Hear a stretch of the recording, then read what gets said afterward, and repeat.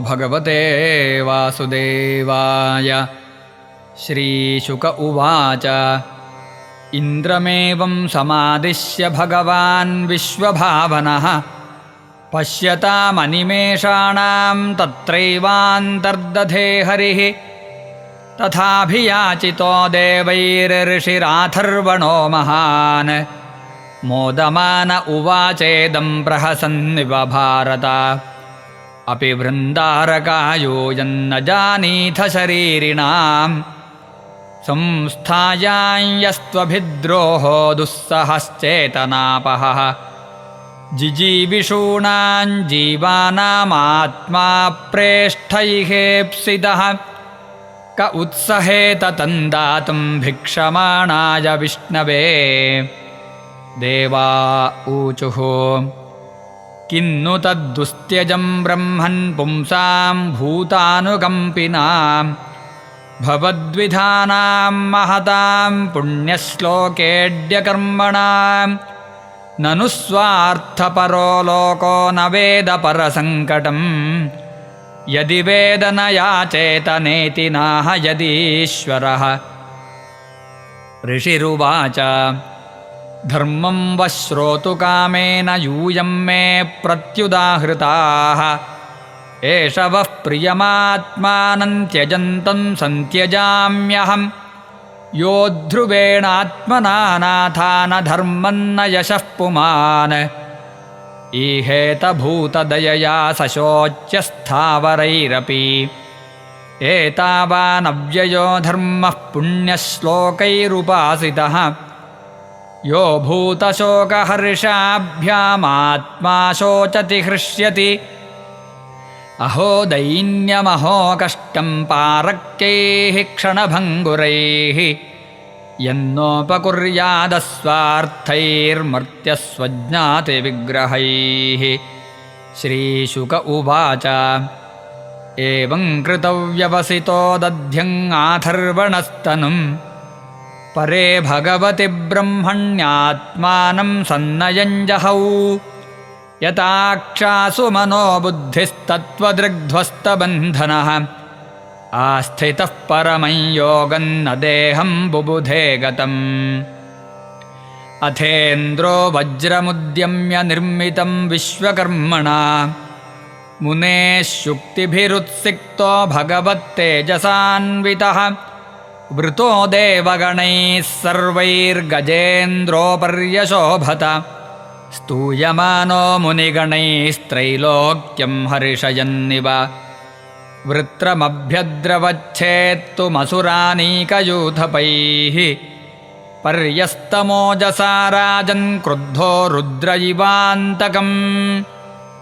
ततः सुराणामसुरैरणः परमदारुणः त्रेतामुखे नर्मदायामभवत्प्रथमे युगे। रुद्रैर्वसुभिरादित्यैरश्विभ्यां पितृवह्निभिः मरुद्भिर्ऋभुभिः साध्यैर्विश्वे देवैर्मरुत्पतिं।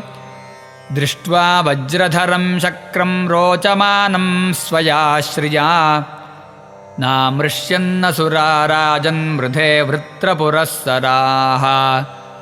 नमुचिः शम्बरो नर्वाद्विमूर्धा ऋषभोऽम्बरः हयग्रीवः शङ्कुशिरा विप्रचित्तिरयो मुखः। पुलोमा वृषपर्वा च प्रहेतिर्हेतिरुत्कलः दैतेया दानवा यक्षा रक्षांसि च सहस्रशः। सुमालिमालिप्रमुखाः कार्तस्वरपरिच्छदाः प्रतिषिध्येन्द्रसेनाग्रं मृत्योरपि दुरासदम्। अभ्यर्दयन्न सम्भ्रान्ताः सिंहनादेन दुर्मदाः गदाभिः परिघैर्बाणैः प्रासमुद्गरतोमरैः।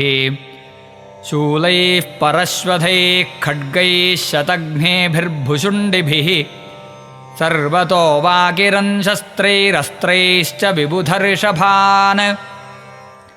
न ते दृश्यन्त सञ्छन्नाः शरजालैः समन्ततः पुङ्खानुपुङ्खपतितैर्ज्योतिं श्रीवनभोघनैः।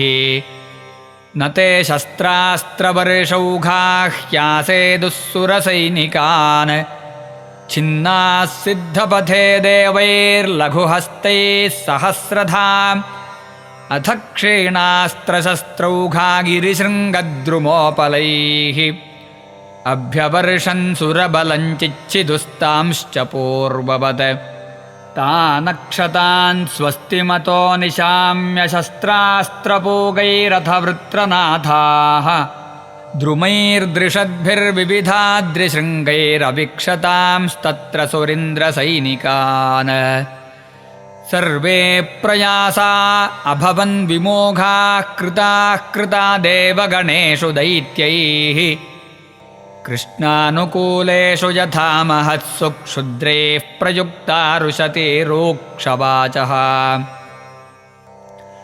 ते स्वप्रयासं वितथन्निरीक्ष्य हरावभक्ता हतयुद्धदर्पाः पलायनायाजिमुखे विसृज्य पतिं वनस्ते दधुरात्तसाराः वृत्रोऽसुरांस्ताननुगान्मनस्वी प्रधावतः प्रेक्ष्य बभाष एतत् पलाजितं प्रेक्ष्य बलं च भग्नं भजेन तीव्रेण विहस्य वीरः कालोपपन्नां रुचिरां मनस्विनामुवाच वाचं पुरुषप्रवीरः हे विप्रचित्तेन मुचे पुलोमन्मया नर्वञ्छम्बरमे शृणुध्वम् जातस्य मृत्युर्ध्रुव एष सर्वतः प्रतिक्रिया यस्य न चेह क्लुप्ता लोको यशश्चाथ ततो यदि ह्यमुङ्को नाम मृत्युन्न वृणीतयुक्तम् द्वौ सम्मताविह मृत्यो दुरापौ यद्ब्रह्मसन्धारणयाजितासुः कलेवरं योगरतो विजह्याद्यदग्रणीर्वीरशये निवृत्तः इति श्रीमद्भागवते महापुराणे पारमहंस्यां संहितायां षष्ठस्कन्धे इन्द्रवृत्रासुरयुद्धवर्णनं नाम दशमोऽध्यायः। सर्वत्र गोविन्दनामसङ्कीर्तनं गोविन्द गोविन्द।